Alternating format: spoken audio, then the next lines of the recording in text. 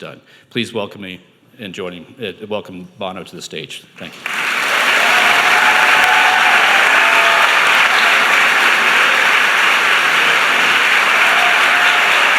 Thank you very much.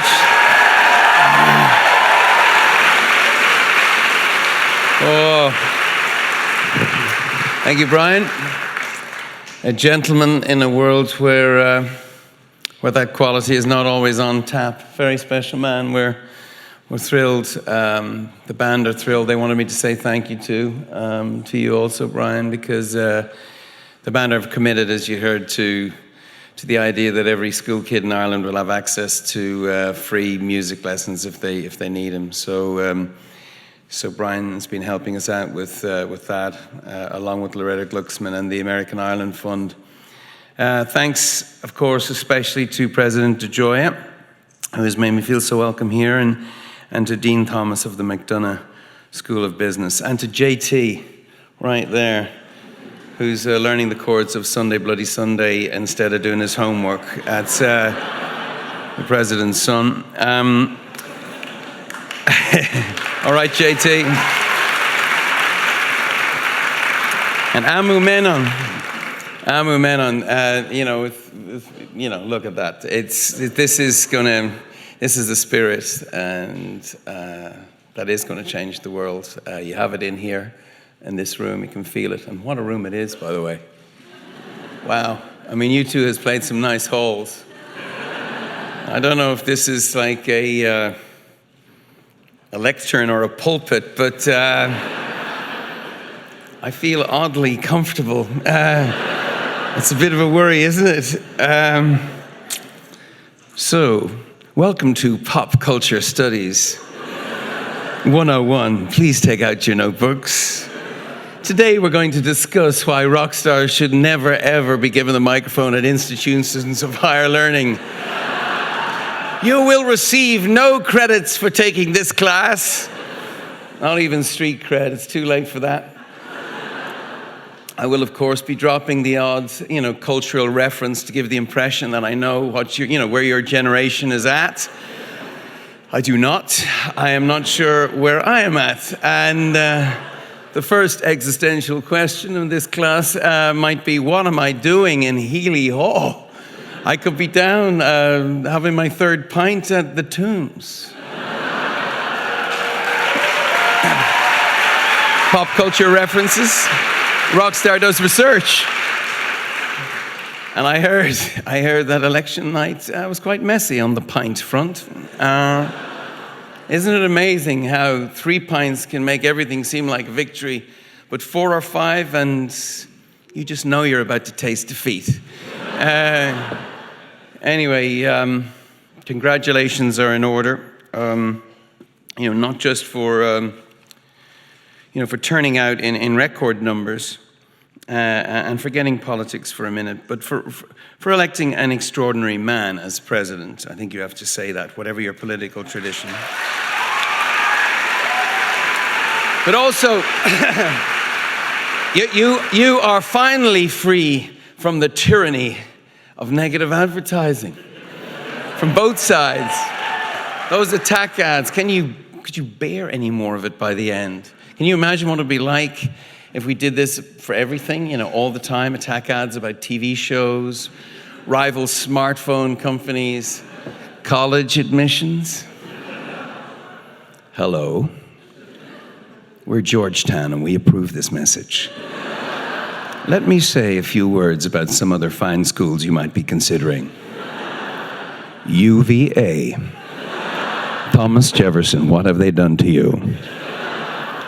Syracuse, a school whose mascot is a fruit. Duke.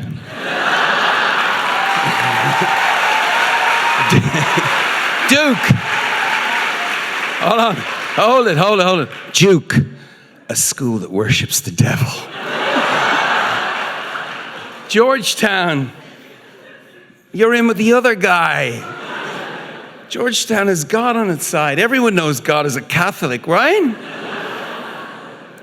2 words, Frank Sinatra, that proves it. It's okay.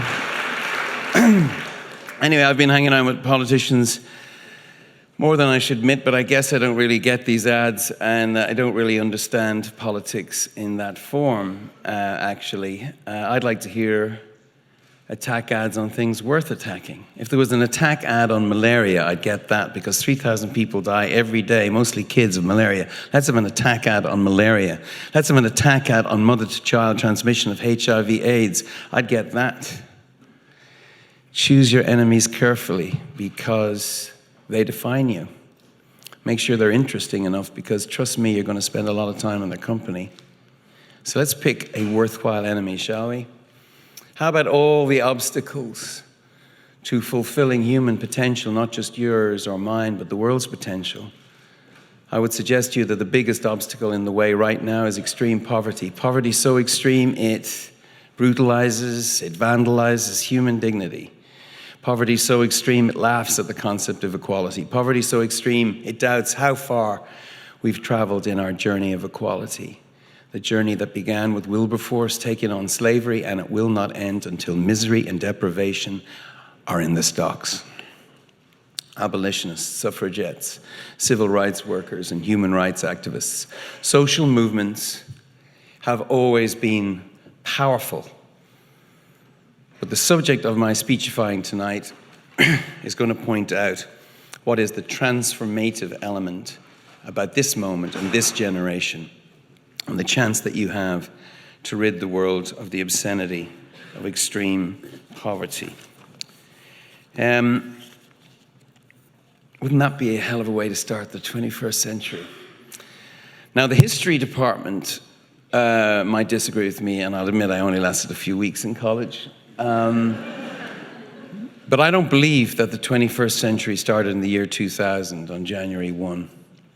For large parts of the world, I think it started in 2011 with the upheaval of the Arab Spring. What happened in Egypt was that the pyramid, the traditional model of power, got inverted. The people at the top got upended, and the base had its say. Now, the Arab Spring is ongoing, it's messy, it's dangerous, and dangerously wrong in some geographies. But what I'm talking about is bigger than Egypt or any place else. It's a massive shift. It's one of those moments that in 100 years, the real historians, like those at Georgetown, will write about this phenomenon in the history books. The base of the pyramid, the 99%, is taking more control. The institutions that have always governed our lives, church, state, mainstream media, music industry, are being bypassed and weakened and seriously tested.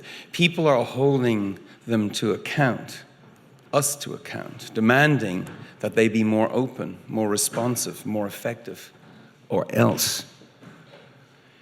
Here in the US, you've had the Tea Party hammering big government. You've had Occupy do the same to the jolly bankers of Wall Street.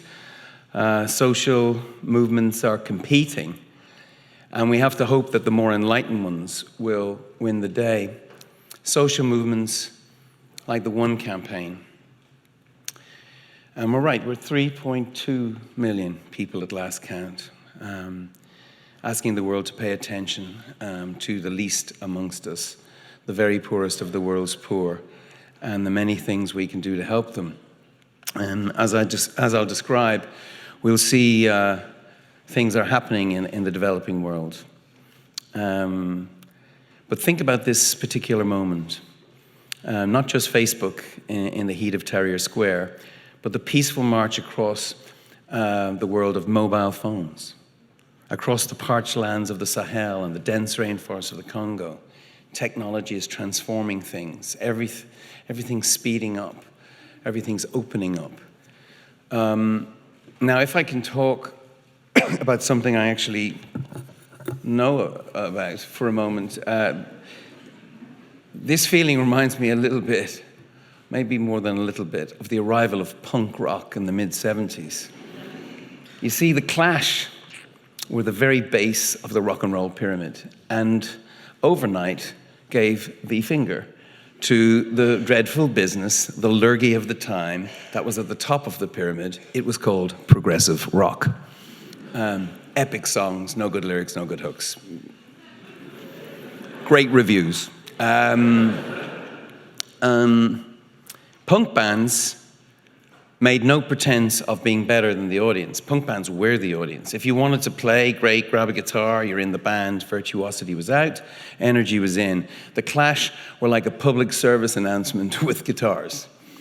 And they gave U2 the idea that social activism could make for a very musical riot.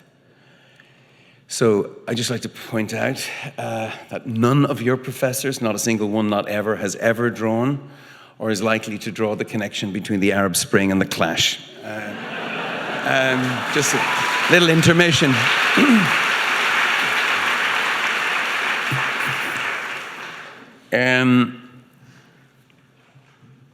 Okay, sharpen your pencils. I don't need to lecture you about change. Change is the air you breathe. You are it.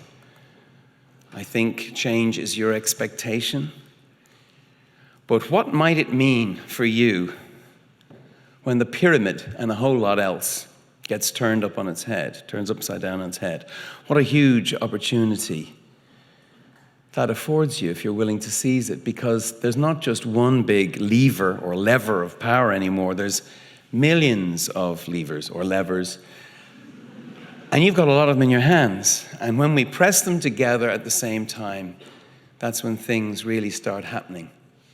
But first, let me hit the brakes before some of you do, and let's acknowledge that it's brutal out there. It's brutal out there.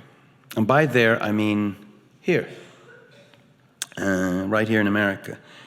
The economy is still in a rough shape, and that slashing sound you hear is a big pair of scissors bearing down on the federal budget. Defense cuts, safety net cuts, foreign aid cuts, and all these cuts coming if we drive over this fiscal cliff, so-called.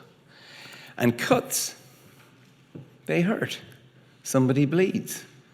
The aid cut alone would mean that nearly 275,000 people won't get the AIDS treatment they need, resulting in over 60,000 deaths. 250,000 more children become AIDS orphans. Real people, real bleeding. So that's why you'll hear us in the one campaign making the case that cuts shouldn't cost lives. Cuts can't cost the lives of the poorest of the poor. It shouldn't be a hard case to make, but it is right now. In the halls of Congress, in the Senate, maybe even here in Healy Hall. But I put it to you, we must not let this economic recession become a moral recession.